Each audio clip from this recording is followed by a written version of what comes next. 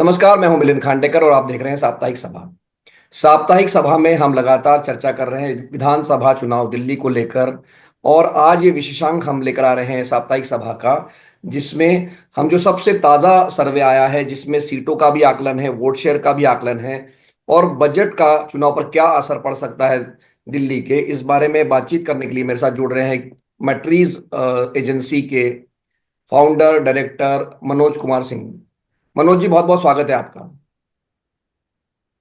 तो मनोज जी, जो आपने आंकड़े शेयर किए आपके ट्रैकर के हवाले से, तो पहले हम बजट के बारे में बात कर लेते हैं, क्योंकि बजट को लेकर कल से बहुत चर्चा हो रही है। लोग ये कह रहे हैं कि बजट की वजह से चुनाव जो है वो पलट जाएगा।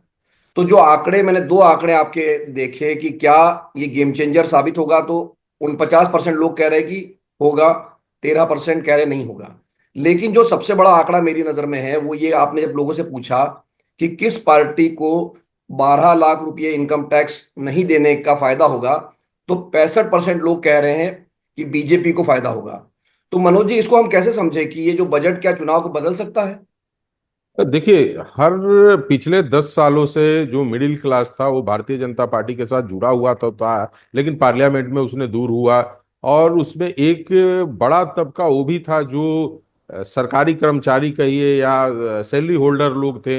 उनका अपना विरोध था कि भाई हमारे लिए सरकार कुछ नहीं सोच रही थी। सरकार यदि 1 लाख 2 लाख रुपए भी बढ़ाकर लाती तो मिलिंद जी आश्चर्य नहीं होता, पब्लिक उतना ज्यादा इंटरेस्ट इस बजट के ऊपर नहीं दिखाता। हो सकता है कि जिस तरीके से चैनल के एंकर भी खुश हो होकर दिखा रहे थे कि भाई सरकार ने कितना बड़ा राहत दिया है मिडिल क्लास के लिए। तो और पिछले 10 सालों का जो सूखापन था कर्मचारियों का, वो इतने बड़े 12 लाख, यानी पिछले बार का देखा जाए 6 लाख का, उसको इसने डबल कर दिया। जो कि हम लोगों के अनुमान से जितने भी आर्थिक सर्वेक्षण आ रहे थे उसमें यही कहा जा रहा था कि मैक्सिमम 5 या 6%, मैंने 6 लाख से 7 लाख 8 लाख या 9 लाख तक की सरकार का बैरियर होगा कि वहां तक लेकर जाएगी, इनकम टैक्स में छूट देगी। लेकिन 12 लाख मिलने के बाद अभी किसी तरह का जो नाराजगी थी सरकार के प्रति, लोगों को बोलने के लिए मुद्दा नहीं मिल रहा है कि हम किन पॉइंट को लेकर घेरे। यहां तक कि विपक्ष भी देखते होंगे कि अभी बैकफुट पर नजर आ रही है, जो हर बार ये बोलती थी कि सरकार आर्थिक सर्वेक्षण के अनुसार ये देखा जाए कि वो सिर्फ उद्योगपतियों को लाभ पहुंचाने के लिए बजट ले आती है। इस बार जब आम जनता के लिए और कर्मचारियों के लिए बजट जो कहा जा रहा है कि समर्पित है, तो जो भी विपक्षी पार्टी है उनके पास ये मुद्दे नहीं मिल पा रहे कि हम सरकार को किस तरीके से घेरें। तो ये परेशानी विपक्ष के पास है। और इस समय जब चुनाव का 2 महीने 3 महीने का समय बचा हो, और उस समय इस तरह का मैंने 2 या 3 दिनों का समय बचा हो, और इस बीच में जो आया है बजट, और उसके ऊपर जिस तरीके से लोगों का रुझान दिख रहा है, इसको पब्लिक के बीच में निगेटिविटी बनाने में कहीं ना कहीं इनको परेशानी होगी। और इसका फायदा तो जरूर जो केंद्र में सरकार है उसको मिलता हुआ दिखेगा। अब हम आते हैं, आपने आपका कहना है कि इसका केंद्र सरकार को या उसको भारतीय जनता पार्टी को इसका लाभ मिल सकता है, क्योंकि ये बार बार चर्चा हो रही थी कि मिडिल क्लास कहीं ना कहीं केजरीवाल से नाराज है, फ्रीबीज की वजह से, और वो बीजेपी की तरफ से जा सकता है। लेकिन अब हम अगले मुद्दे पर चलते हैं मनोज जी। जो मुद्दा है, जो आपका मतरीज का सर्वे जो कह रहा है, वो बड़ा चौंकाने वाली बात कह रहा है। वो कह रहा है कि इस चुनाव में अगर आज मतदान होता है तो आम आदमी पार्टी को 44% वोट मिलेंगे, भारतीय जनता पार्टी को 43 मतलब 43% वोट मिलेंगे, और कांग्रेस को 8% मिलेंगे। तो ये तो बहुत मतलब नजदीकी मामला हो गया, क्योंकि मेरे ख्याल से मनोज जी, ये पिछली बार 54% वोट मिला था आम आदमी पार्टी को। तो अगर ये इतना क्लोज कैसे आ गया ये चुनाव? देखिए, बहुत सारे मुद्दे होते हैं, सिर्फ एक बजट का आप बात को नहीं लेकर कह सकते कि ये बजट जो इनके वोट परसेंटेज गिरे हैं, चाहे इनसे जो कार्यकर्ता टूटे हैं या वोटर टूटे हैं, तो सिर्फ बजट के कारण टूटे हुए हैं।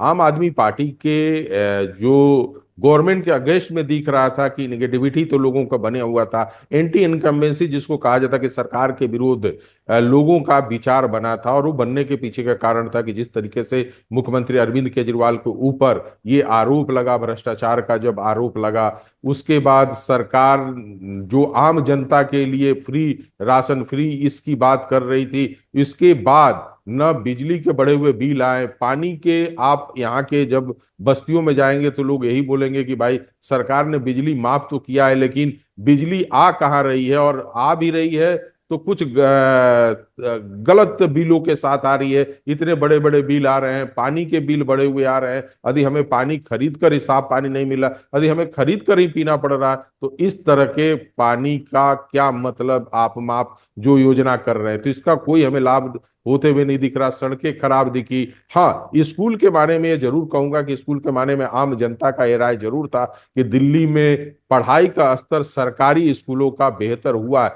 लेकिन आप एक मुद्दे पर पिछले 15 सालों तक आप सरकार वापस नहीं ला सकते हैं।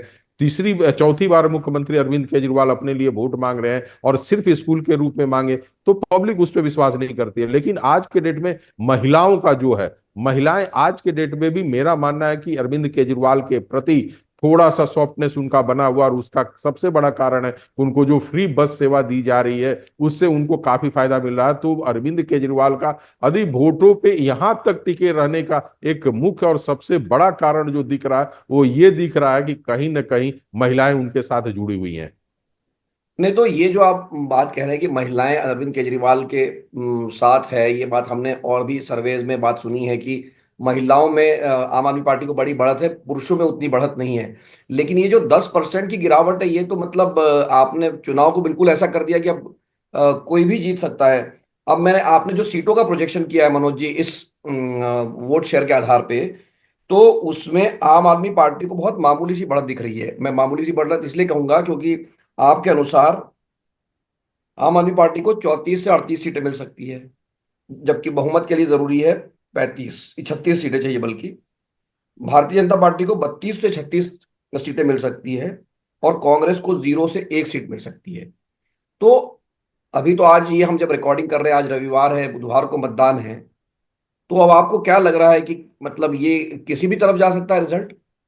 100%। और मुझसे पूछिएगा तो रिजल्ट तो चाहे जिसर भेजा, लेकिन आज भारतीय जनता पार्टी दिल्ली में मजबूत स्थिति में दिख रही है। कहीं ना कहीं नरेंद्र मोदी के प्रति लोगों का विश्वास है। जिस तरीके से अमित शाह ने झुग्गी झोपड़ियों में काम किया है, वहां से भी वो वोट उठ कर आ रहे हैं, जो भारतीय जनता पार्टी को लोग वोट करने के लिए तैयार हैं। तो बहुत सारे ऐसे मुद्दे हैं। और सबसे देखिए, क्या था कि अभी चुनाव के बजट के जस्ट पहले की मैं बात बता रहा हूँ कि भारतीय जनता पार्टी के कार्यकर्ताओं में वो उत्साह नजर नहीं आ रहा था। और उसी वही आप देखते हैं कि आम आदमी पार्टी के जो कार्यकर्ता थे वो सड़कों पे थे, लोगों के बीच में जा रहे थे, बात करने की कोशिश कर रहे हैं। लेकिन बजट के बाद आम जो इनके कार्यकर्ता हैं, जो छोटे नीचे स्तर पे बूथ मैनेजमेंट का काम देखते हैं, उनको जैसे लग रहा है कि एक बहुत बड़ा हथियार केंद्र सरकार ने उठाकर दे दिया है। तो जब अपने कार्यकर्ता इस तरह से उत्साहित और बढ़ चढ़कर हिस्सा लेते हुए दिखते हैं, तो ये मानकर चलिए कि कहीं ना कहीं सरकार को सपोर्ट मिलता हुआ दिख रहा है। और जब सरकार को इस तरीके से सपोर्ट दिखता हुआ दिख रहा है,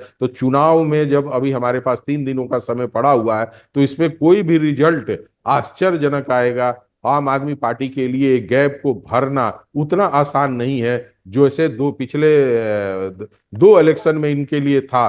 पहला जो इन्होंने चुनाव जीता था वो आंदोलन का चुनाव था। उस आंदोलन के चुनाव के बाद जब अरविंद केजरीवाल ने अपने इमेज को बहुत अच्छा किया, लेकिन आज जो चुनाव हो रहा है उसी इमेज पे इतना बड़ा धब्बा लगा हुआ है अरविंद केजरीवाल का, शराब घोटाले का लगा हुआ है, शीश महल का जब आरोप लगा हुआ है, तो वो उनके लिए बहुत ज्यादा स्पेस चुनाव में नहीं रह गया है। और अंत में आकर बजट ने इनके सारे कई हथियारों को समर्पण करने की स्थिति में ले आकर रख दिया है। नहीं, पर अभी भी अगर हम सीटों की बात करें, तो आप जो एडवांटेज दे रहे हैं वो आम आदमी पार्टी को दे रहे हैं। उनकी सीटें 38 तक जा रही है, जबकि भारतीय जनता पार्टी की जो है 36 तक जा रही है। देखिए मिलिंद जी, सबसे बड़ी बात होती है कि जो भी रूलिंग पार्टी होती है उसको एकाएक आप सत्ता से बाहर होते हुए नहीं दिखाते, क्योंकि सरकार में रहते हुए बहुत सारी चीजें ऐसी होती हैं जो चुनाव के समय भी प्रभावित करती हैं। जब हम लोग भी सर्वे लेकर आते हैं तो ये कोशिश होती है कि पिछला उसका वोट परसेंटेज कितना था, अभी कितना नुकसान हो रहा है। वोट परसेंटेज आप कहिएगा तो मैं मानूंगा कि ये है। सीट टू सीट जब हम कैलकुलेशन पे जाते हैं तो हम एकाएक ये नहीं दिखा सकते हैं कि रूलिंग पार्टी का ये मेंबर इस तरीके से बाहर होते हुए या चुनाव हारते हुए दिख रहा है। तो थोड़ा सा हम लोग सेफ खेलना चाहते हैं, या कहिए कि अपने आप को बचाते हुए आगे बढ़ना चाहते हैं कि सरकार के अंदर के जो सारी मिशनरियां हैं जो इनको सपोर्ट कर सकती हैं या उनके लिए काम कर सकती है, उनको हम लोग नजरअंदाज न करें, तो थोड़ा सा सेफ लेके चल रहे हैं। 2 दिनों के बाद और स्थितियां साफ होगी, और जब लोग बूथ पर आएंगे एक पोल करने के लिए, तो 100% स्थितियां क्लियर हो जाएगी। तो इसमें कांग्रेस का जो आपने वोट दिखाया, कांग्रेस के वोट पे सबकी नजर थी कि कांग्रेस का वोट जो है 4% से 8% पे जा रहा है। तो क्या ये भी कहीं ना कहीं आम आदमी पार्टी को नुकसान कर रहा है कि कांग्रेस का वोट बढ़ रहा है, और वो एक नुकसान कर सकता है आम आदमी पार्टी को? देखिए, ये मिथ्या बना पड़ा है कि आम आदमी पार्टी जहां भी आई है, बढ़ी है या सत्ता के करीब पहुंची है, चाहे पंजाब का आप बात कर लें, चाहे गुजरात की बात आप कर लें, और दिल्ली की बात कर लें, तो वहां पे सबसे बड़ा कारण यही माना गया कि कांग्रेस के जो वोटर टूटे, जो भारतीय जनता पार्टी के साथ नहीं जुड़ सकते थे, तो वो आकर सत्ता में कहीं ना कहीं इनको लाभ पहुंचाया है इन लोगों ने। तो अब उस स्थिति में देखा जाए तो आम आदमी पार्टी का वोटर यदि टूटता है, और वो अल्पसंख्यक जो वोटर कहा जाता है, या वैसे वोटर कहा जाता है जो भारतीय जनता पार्टी के विरुद्ध पूरी तरह से खड़ा रहता है, तो वो बीजेपी के पास न जाकर कांग्रेस को फायदा पहुंचा रहा है। इस बार कांग्रेस के एक दो ऐसे लीडर हैं जो वोटों पे प्रभाव डाल रहे हैं, और उनको वोट परसेंटेज आते हुए दिख रहा है। तो जब कमजोर स्थिति बनती है कैंडिडेट की, तो उसका वोटों का बिखराव होता है। और आम आदमी पार्टी के बहुत सारे ऐसे वोटर हैं, कैंडिडेट है, जिनके वोटरों का बिखराव दिख रहा है। वही कारण है कि कांग्रेस को अभी वोटों में इजाफा दिख रहा है, जो 4% से 8। यदि मेरा मानना है कि यदि 10% या 10% से ऊपर कांग्रेस का वोट परसेंटेज आएगा, तो आम आदमी पार्टी के लिए यहाँ पे बहुत बड़ा नुकसान हो सकता है। लेकिन आम आदमी पार्टी से जो वोटर टूटे हैं, ऐसा नहीं है कि सारे के सारे कांग्रेस की तरफ जा रहे हैं। उसमें से बहुत सारे वोटरों को भारतीय जनता पार्टी यदि 38% से वो 42, 46, 47% तक पहुंचने की स्थिति में आज